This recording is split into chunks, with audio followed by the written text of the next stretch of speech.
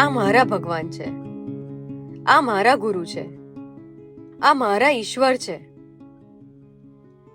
આજની દુનિયામાં આપણે ઈશ્વર કે ગુરુને પણ મારા કહીને બોલાવીએ છે અને મારા તારાનો ક્લેશ પણ કરીએ છે. કેમ આ ઈશ્વર મારા છે એવું કેમ બોલાઈ જાય છે? મારું અને તારું દરેક વસ્તુમાં કેમ આવી જાય છે? આ જ પ્રશ્નોનો જવાબ શોધવાનો પ્રયત્ન એ આપણો આજનો સંવાદ છે રાધા અને રૂકમણી વચ્ચેનો. હું છું સૃષ્ટિ અને સાંભળો છો તમે અંતરનો સંવાદ.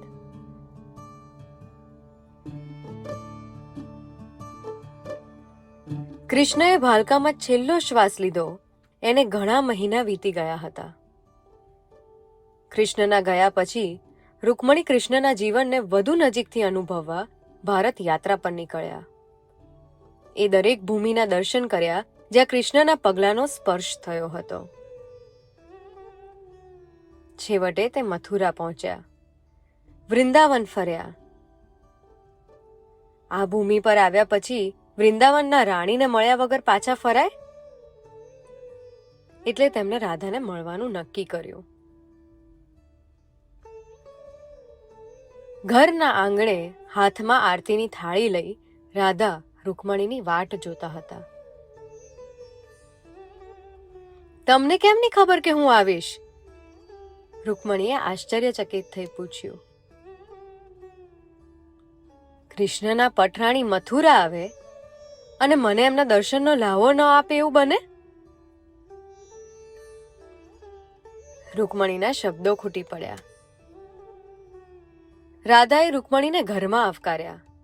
બંને ઘણી બધી વાતો કરી, કૃષ્ણને યાદ કર્યા, સખીઓની જેમ સાથે હસ્યા ને થોડા આંસુ વહાવ્યા. રાધા, એક વાત પૂછી શકું? રૂકમણી, તમે રાણી છો. આજ્ઞા ન લેવાની હોય, હુકમ કરવાનો હોય. પૂછો. રૂકમણી બે ઘડી અટક્યા. શબ્દની ગોઠવણ કરતા હોય એમ લાગ્યું. પછી પૂછ્યું, તમારો કાનો તો તમને છોડીને ચાલ્યો ગયો. પછી એને લગ્ન પણ કર્યા. એક વાર નહીં, ઘણી વાર. કુરુક્ષેત્રના યુદ્ધમાં આટલો મોટો ભાગ ભજવ્યો. સખી સાથેનું કંઈક અલૌકિક સગપણ પણ બાંધ્યું. બધાને પ્રેમ કર્યો, મને પણ. તો તમને એ પ્રેમ ખટક્યો નહીં? તમારા કૃષ્ણએ, તમારા કાન્હાએ કોઈ બીજી વ્યક્તિ પર ભરપૂર પ્રેમ વરસાવ્યો, એ વાત તમને નડી નહીં? શું એ જાણ્યા પછી પણ તમે એમને એટલો જ પ્રેમ કરો છો જેટલો તમે પહેલા કરતા હતા?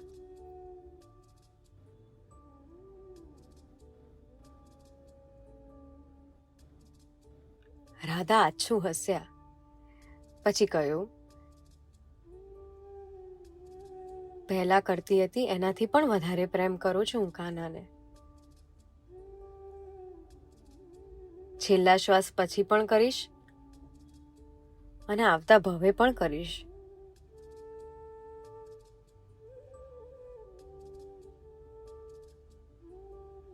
કેવી રીતે રાધે? એક અંશની ઈર્ષા નથી?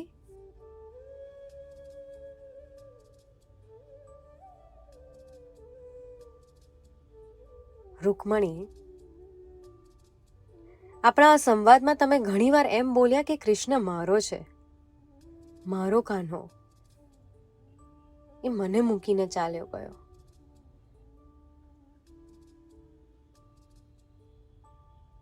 એ તમારી માન્યતા છે. કૃષ્ણ મારો કેમ ન હોઈ શકે?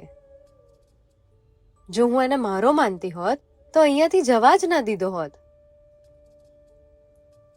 અને એમ હોત તો હું એને પ્રેમ કરું છું એ કહેવાનો અધિકાર મેં ખોવી દીધો હોત. હું સમજી નહીં રાધે. રૂકમણી, જ્યાં પ્રેમ હોય ત્યાં કશું મારું તારું નથી હોતું. અને જ્યાં મારું તારું હોય ત્યાં પ્રેમ નથી હોતો. ત્યાં રાગ હોય છે, મોહ હોય છે, અહંકાર હોય છે. હું પણાને જ અગ્રતા મળે છે, પ્રેમને નહીં.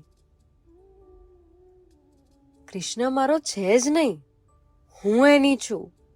મારું સર્વસ્વ એનું છે, મારો દરેક શ્વાસ એનો છે. મારે એની પાસેથી કશું નથી જોઈતું.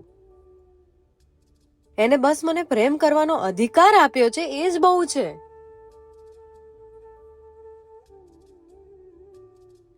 અને રહી વાત એની બીજાને પ્રેમ કરવાની, તો કૃષ્ણ તો બ્રહ્માંડ સ્વરૂપ છે.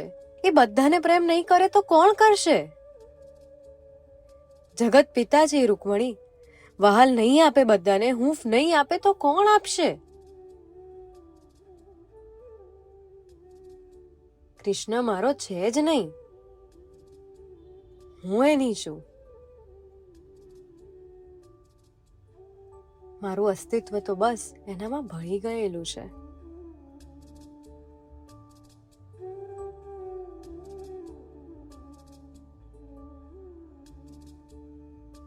રાધાના શબ્દોએ રૂકમણીને પૂરા ભીંજવી નાખ્યા હતા. આજે એમને સમજાયું કે આટલી બધી રાણીઓ હોવા છતાં, સંપૂર્ણ સંસાર એમના ચરણોમાં હોવા છતાં, કેમ કૃષ્ણ રાધાને પૂછતા હતા?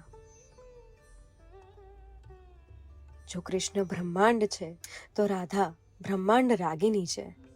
એ વાત આજે એમને પૂરેપૂરી સમજાઈ ગઈ હતી. એમને રાધાના ચરણ સ્પર્શ કર્યા અને કૃષ્ણ માટેનો એમનો રાગ પ્રેમમાં પરિવર્તિત થઈ જાય એવી યાચના કરી.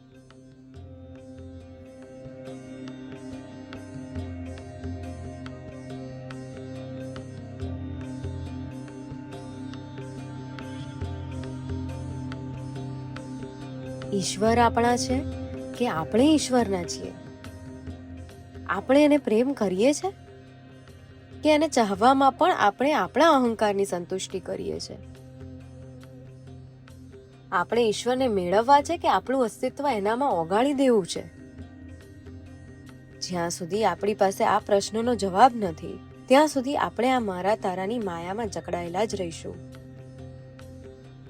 જે દિવસે જવાબ મળ્યો એ દિવસે ઈશ્વર ભેટો ચોક્કસ થઈ જશે.